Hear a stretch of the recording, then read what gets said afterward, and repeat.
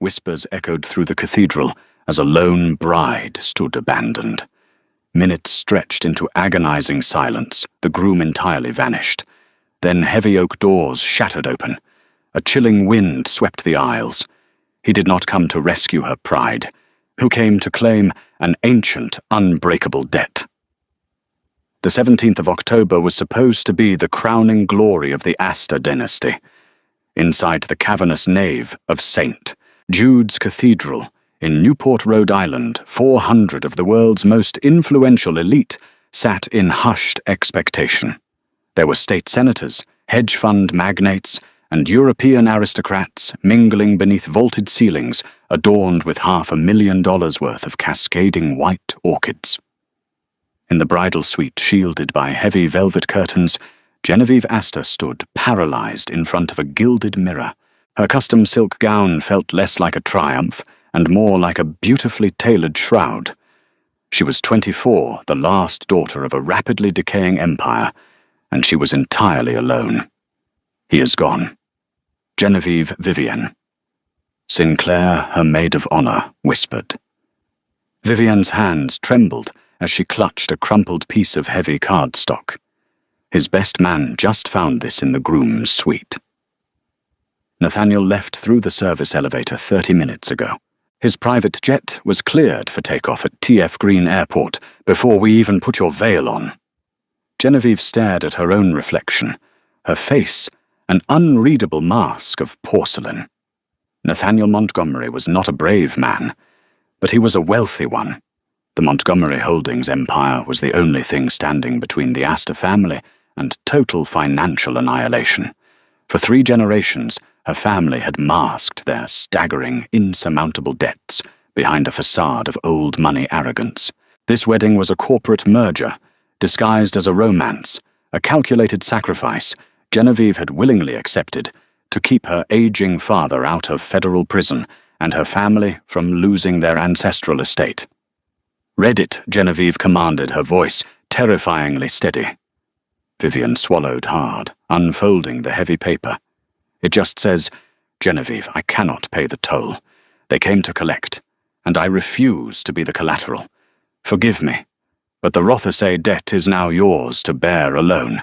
Genevieve's father, Charles Astor, sat slumped in a high-backed chair in the corner of the room, his face drained of all color. At the mention of the name Rothesay, the patriarch let out a sound that was half gasp, half sob. "The Rothesay debt," Charles muttered, his hands shaking violently as he pressed them to his temples. He found out. God help us, Nathaniel found out, and he ran. "Father, what is he talking about?" Genevieve asked, turning away from the mirror. "Who is Rothesay? We owe money to Wellington Trust, not a Rothesay." Charles looked up at his daughter, his eyes wide with a terror Genevieve had never seen in her 50 years of knowing him. "Wellington Trust is merely a shell company, Genevieve. It has been for a century. The Astor fortune was not built on railroads and shipping in the 1800s. My grandfather, he borrowed capital from a private entity, an entity that operates in the shadows of the global economy, an entity that does not age, does not forgive, and does not accept cash as repayment when a contract is breached." A heavy, suffocating silence filled the bridal suite. Genevieve had heard the dark, whispered folklore of elite society rumors of immortal benefactors who funded the Industrial Revolution, apex predators wearing tailored suits who ruled from high-rise penthouses in London and New York. She had always dismissed them as gothic fairy tales invented by the ultra-rich to make their wealth seem mystical. "You sold me to a ghost story." Genevieve's voice dropped to a dangerous whisper. Nathaniel's family was supposed to absorb the debt. His grandfather had immunity. Charles wept. But if Nathaniel has broken the union, the contract defaults to the firstborn daughter. "You." Outside the suite, the string quartet had looped the introductory prelude for the 4th time. The restless murmurs of 400 guests were beginning to echo through the cathedral doors. The humiliation was mounting a public execution of the Astor family's remaining dignity. Genevieve closed her eyes. Panic was a luxury she could not afford. The Montgomery cowardice would not be the final chapter of her life. Vivienne Genevieve said, her tone absolute. "Hand me my bouquet." "Genevieve, what are you doing?" Vivienne panicked. "You can't go out there. We need to usher you out the back. We need to call security and run like Nathaniel." Genevieve snatched the arrangement of white orchids from the vanity. "I will not give these vultures the satisfaction of whispering about my retreat. I will walk down that aisle. I will stand before Reverend Pendleton, and I will personally dismiss the guests. The asters may fall today, but we will fall looking them in the eye." Ignoring her father's desperate pleas, Genevieve stepped out of the bridal suite. The massive oak doors of the nave were pushed open by two bewildered ushers. As she stepped into the threshold, the string quartet abruptly stopped playing. The sudden silence in the cathedral was deafening. 400 heads turned. Cell phones were subtly lowered. Gasps rippled through the pews as the elite society of the eastern seaboard realized the bride was walking down the long, velvet-lined aisle entirely alone. There was no groom waiting at the altar. Genevieve kept her chin high, her eyes fixed forward. Every step felt like walking on broken glass. The scent of melting beeswax, candles, and expensive perfume suffocated her. She reached the altar, ascending the 3 marble steps, and turned to face the crowd. Reverend Arthur Pendleton stood beside her, his hands nervously clutching his Bible. "Miss Astor, where is Mr. Montgomery? Mr. Montgomery?" Genevieve projected her voice so it carried through the acoustic chamber of the church, "has decided to—" She never finished her sentence. The heavy iron-wrought doors at the back of the cathedral did not just open. They were violently thrown apart, striking the stone walls with a deafening crack that made several guests scream. Instantly, the ambient temperature inside the cathedral plummeted. The flames of 1,000 pillar candles lining the aisles flickered wildly, violently, leaning away from the entrance, as if trying to escape the incoming draft. The stained glass windows seemed to darken, casting a long, unnatural shadow down the center aisle. Standing in the threshold was a man who commanded the very air in the room. He was absurdly tall, his broad shoulders draped in a flawlessly tailored pitch-black tuxedo that looked more like midnight velvet than standard fabric. His hair was raven dark, swept back from a face of aristocratic, terrifying perfection. But it was his eyes that seized the room, a piercing, luminescent silver that seemed to reflect a predator's intelligence. Flanking him were 4 men in charcoal suits, moving with the synchronized lethal grace of a private military vanguard. Leading them was Dominic Mercer, a man with a scarred jawline and dead, empty eyes, who immediately locked the cathedral doors behind them, trapping 400 of the world's most powerful people inside. Panic flared in the pews, but it was quickly suppressed by a collective, paralyzing dread. No one moved. No one spoke. Alaric Rothesay began his descent down the aisle. His footsteps made absolutely no sound against the marble floor. As he passed the pews, the elite guests, CEOs, politicians, and socialites shrank back instinctively. Some of the older billionaires in the room, men who ruthlessly controlled global markets, lowered their heads in subservience. They knew who he was. They knew what he was. Genevieve stood frozen at the altar, her heart hammering wildly against her ribs. The predatory aura rolling off the man was suffocating. Every instinct in her human DNA screamed at her to flee, to run as fast as she could, but her feet were cemented to the marble. Alaric bypassed the front row, where her weeping father sat, and ascended the altar steps. He stopped mere inches from Genevieve. Up close, his beauty was devastating, yet entirely inhuman. His skin was pale, flawless, and completely devoid of warmth. When he looked down at her, Genevieve felt like a dove caught in the gaze of a falcon. Nathaniel Montgomery is currently weeping in the fuselage of a Gulf Stream over the Atlantic. Alaric spoke his voice, a rich, dark baritone that vibrated through Genevieve's chest. He believed that the ocean could protect him from his obligations. He was incorrect. Genevieve forced herself to meet his silver eyes refusing to break. "And who are you to speak of his obligations?" A ghost of a smile touched Alaric's lips.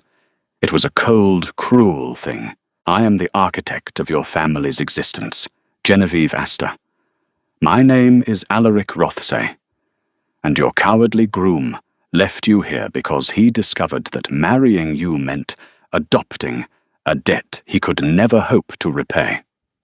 Reverend Pendleton stepped forward, his hands trembling violently. "Sir, you are interrupting a sacred ceremony.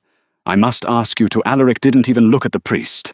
Dominic Mercer stepped up to the altar, a heavy, silenced pistol visibly holstered beneath his jacket. The implicit threat forced the Reverend into a terrified silence. Alaric turned his full attention back to the bride. "In 1874, your great-grandfather sat across from me in a parlour in London.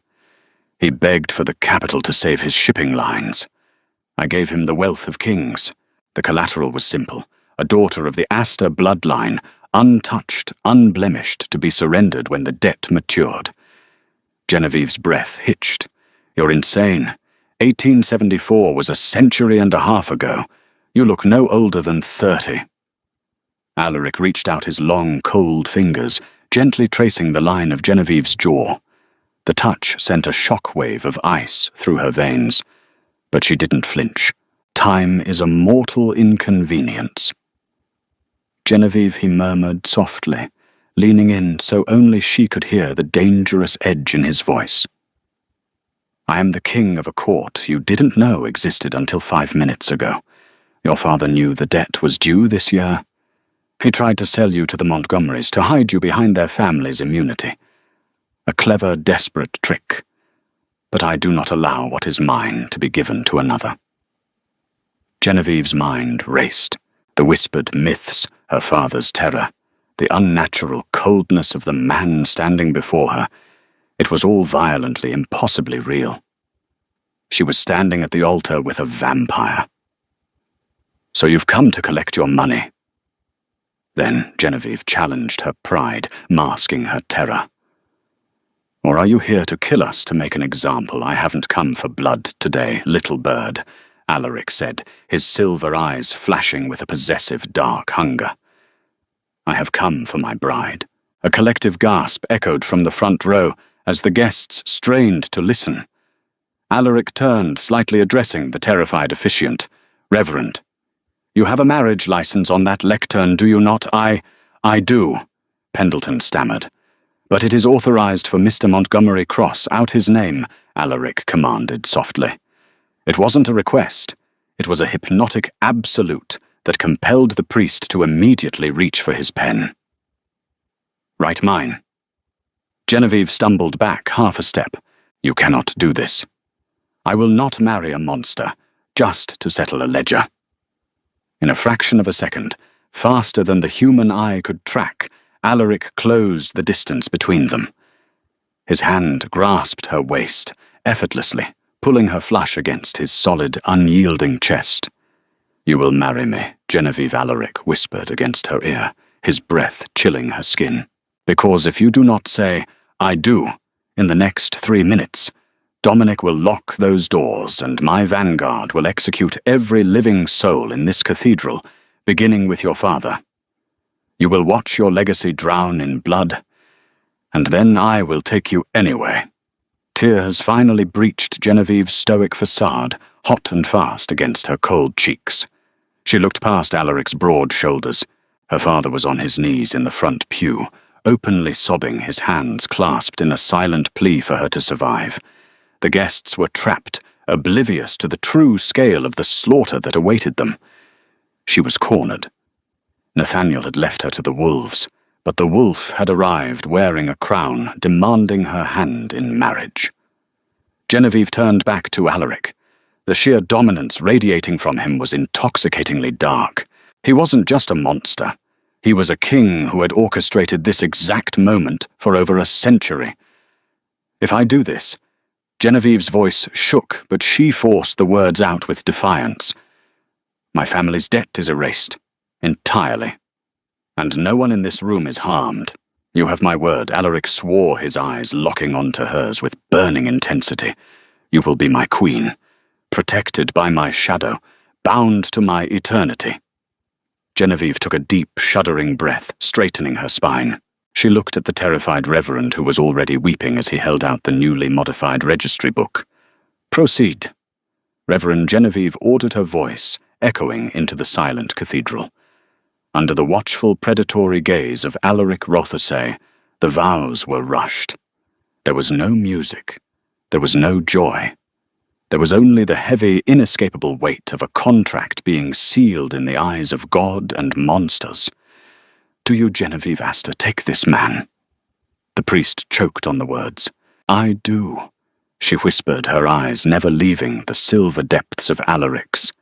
"And do you, Alaric Rothesay, take this woman?" "I do," Alaric claimed, slipping a massive, centuries-old diamond ring onto her trembling finger. The stone was cold, cut in an era long forgotten. "Then by the power vested in me." Pendleton quickly made the sign of the cross. "I pronounce you husband and wife. You may kiss the bride." Alaric didn't hesitate. He pulled Genevieve into his chest, tangling one hand in her veil, tilting her head back. When his lips met hers, it was not a gentle brush of affection. It was a searing, territorial brand. His mouth was icy, demanding, and overwhelming. A spark of dark, terrifying electricity shot down Genevieve's spine, leaving her breathless and entirely conquered. When he finally pulled away, the cathedral remained in dead silence. Alaric turned to the crowd, his bride secured firmly against his side. "The reception is cancelled," Alaric announced to the room. He looked down at Genevieve, his eyes gleaming with a possessive triumph. "My wife and I have a honeymoon to attend to." The descent from the altar of St. Jude's Cathedral was a blur of flashing camera lenses and suffocating silence. Genevieve moved mechanically, her hand clamped tightly in the freezing, unyielding grip of Alaric Rothesay. Outside the cathedral, Newport's coastal breeze whipped at her veil, but she barely felt the chill. A convoy of 6 matte-black armored Maybachs sat idling on the cobblestone street, surrounded by heavily armed men in immaculate suits. Dominic Mercer opened the rear door of the lead vehicle, bowing his head respectfully as Alaric guided Genevieve inside. The door clicked shut with a heavy, vault-like thud, severing them from the chaotic frenzy of the mortal world. The interior of the Maybach was dimly lit, smelling of expensive leather and rain. As the convoy accelerated away from the cathedral, Genevieve finally allowed herself a shuddering breath. She unpinned the heavy veil from her hair, tossing it onto the opposite seat. "You are shaking, Genevieve," Alaric observed. He sat casually beside her, a creature of lethal grace, entirely at ease. "Are you mourning the loss of Nathaniel Montgomery, or fearing the monster sitting next to you?" "I am mourning the loss of my autonomy," she replied, her voice trembling but sharp. She refused to cower. And Nathaniel was a business arrangement, a coward who fled when the ledgers didn't balance. I shed no tears for him. A low, vibrating chuckle escaped Alaric's throat. "A pragmatic queen. Excellent. But you misjudged the situation. Nathaniel did not simply run from the Rothesay debt. He accelerated it." Genevieve turned to look at him, her brow furrowing. "What do you mean?" Alaric reached into his tuxedo jacket, producing a slim silver tablet. He tapped the screen and handed it to her. Displayed were offshore bank accounts, encrypted wire transfers, and a dossier of financial ruin. For the past 18 months, Nathaniel has been systematically embezzling funds from Wellington Trust, my front company, to cover the Montgomery family's failing European assets. Alaric explained, his silver eyes narrowing. He thought he could steal from a shadow. When he realized who he was actually stealing from, he attempted to use the Astor marriage as a shield, hoping your family's ancient blood contract would grant him immunity in my court. Genevieve felt the blood drain from her face. Nathaniel hadn't just abandoned her. He had actively used her as a human shield against an immortal executioner. "Where is he now?" she whispered, staring at the damning evidence on the screen.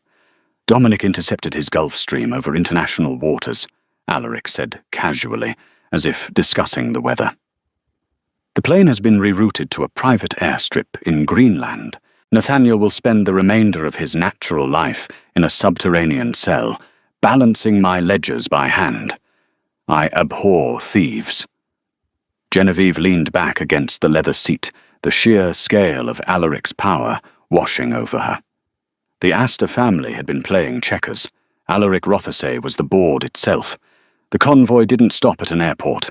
It drove directly onto a private helipad where a sleek black Sikorsky helicopter waited its rotors, already slicing the evening air. Within minutes they were airborne, soaring down the eastern seaboard toward the glittering skyline of Manhattan. "You brought me to settle a debt," Genevieve said over the hum of the rotors, staring out the window at the dark ocean below. "But you are immortal. You could have taken my father's life, seized our assets, and erased the Astors from history. Why marriage? Why me?" Alaric leaned forward, invading her personal space. The scent of him, like ozone, crushed mint, and ancient parchment was intoxicating. "Because Genevieve King requires a queen. I have walked this earth for 900 years. I have seen empires crumble and currencies turn to dust. What I value is not money, but resilience. I watched you for a year. I watched you navigate the vipers of high society, holding your crumbling family together with sheer, unbroken will. I didn't buy you, Genevieve. I claimed my equal."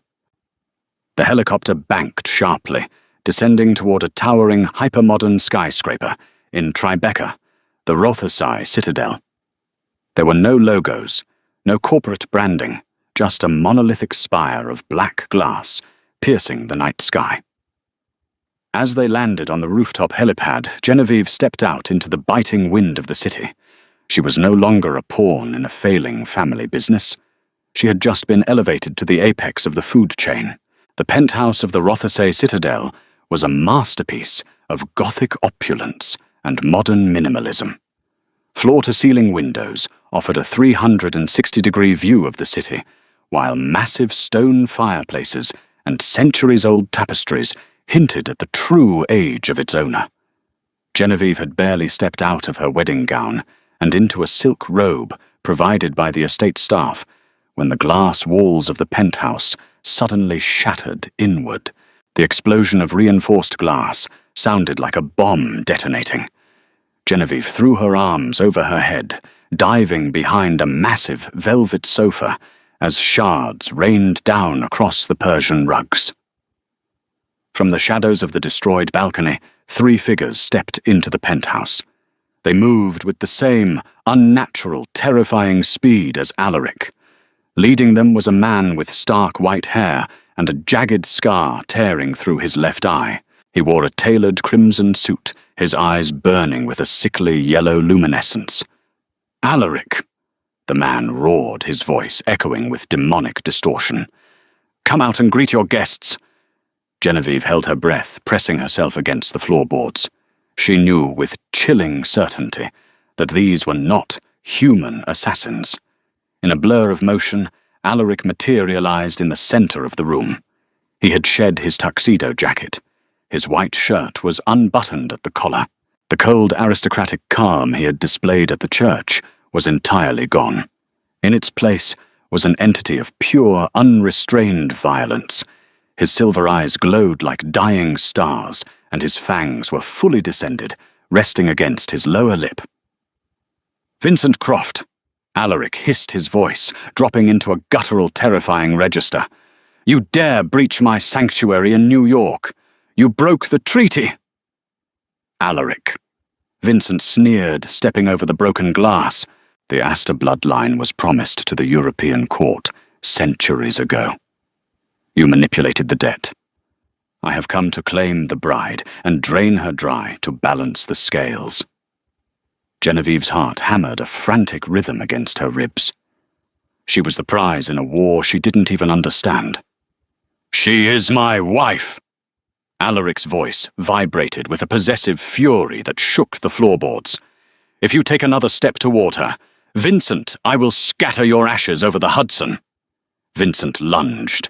The clash was not like a human fight. It was a terrifying collision of supernatural forces, moving faster than Genevieve's eyes could process. Furniture was splintered into kindling. Solid marble pillars cracked under the impact of bodies being thrown against them. Alaric tore through Vincent's two lackeys in seconds, ripping the heart from the chest of one and snapping the neck of the other with a sickening crack. But Vincent was older, fueled by a feral madness. He tackled Alaric, driving him through a heavy oak dining table. As the two ancient predators wrestled for dominance, Vincent's yellow eyes scanned the room, locking onto the velvet sofa where Genevieve was hiding. With a brutal kick, Vincent threw Alaric off, sprinting directly toward Genevieve.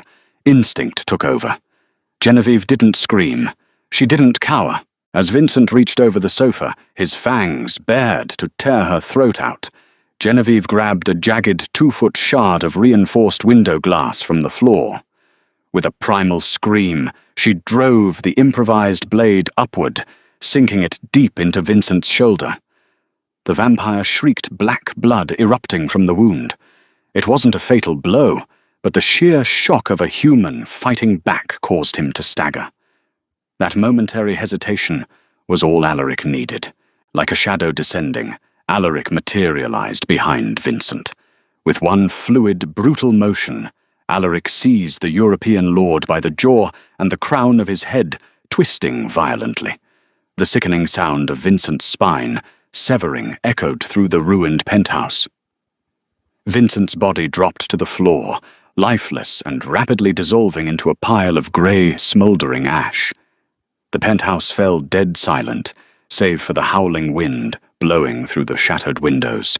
Genevieve remained on her knees, her breath coming in ragged gasps, her hands covered in Vincent's black blood. Alaric turned to her. He was breathing heavily, his white shirt stained with ash and blood. The monstrous facade slowly faded. His fangs retracted, and his silver eyes softened from a predatory glow back to their cool, piercing hue. He dropped to his knees in front of her, his cold hands gently taking hers, ignoring the blood. "You are bleeding," Alaric whispered, inspecting a small cut on her palm from the broken glass. "I'm fine," Genevieve choked out, looking at the pile of ash that used to be an immortal warlord. "I killed him. I stabbed him." "You distracted him," Alaric corrected softly, a fierce pride illuminating his features. "You fought back. Any other mortal would have frozen, begging for mercy, but not you, never you." He reached up gently, wiping a streak of soot from her cheek. "I promised you a kingdom, Genevieve. But to rule it, you must understand the violence it requires. Nathaniel would have let you die to save himself. I will burn the world to the ground to keep you safe. But I will not force you into the dark." Alaric brought his own wrist to his mouth, piercing the pale skin with his fangs. A bead of thick, shimmering crimson blood welled to the surface. "The contract is fulfilled by marriage," Alaric said, offering his bleeding wrist to her. "You can remain human. I will protect you until the end of your natural days, and you will want for nothing. But if you drink, you will leave the mortal coil behind. You will heal, you will reign, and you will walk beside me in eternity unbreakable." Genevieve looked from his wrist to his eyes. She thought of her father crumbling under the weight of society's expectations. She thought of Nathaniel, a coward who viewed her as a transaction. And then she looked at the immortal king before her, a monster, yes, but a monster who respected her strength, who laid his empire at her feet, and who had just killed to protect her.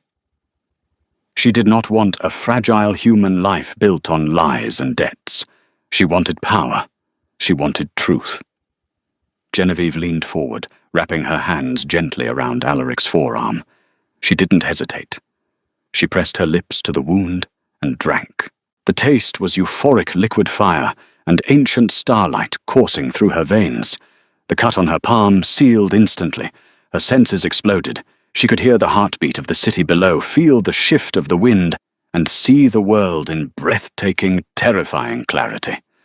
When she finally pulled away, her own eyes were beginning to shift, catching the moonlight in a brilliant, predatory silver. Alaric pulled her into his chest, holding his new queen as she was reborn. The Aster debt had been paid in full, and from its ashes, an immortal dynasty had just begun. If you were captivated by Genevieve's descent into the dark and thrilling world of the Vampire King, don't let the story end here. Hit that like button, share this video with your fellow romance and fantasy lovers, and subscribe to our channel for more breathtaking tales of forbidden love, thrilling twists, and supernatural drama. Drop a comment below, telling us what you would do in Genevieve's shoes. Turn on notifications so you'll never miss a chapter.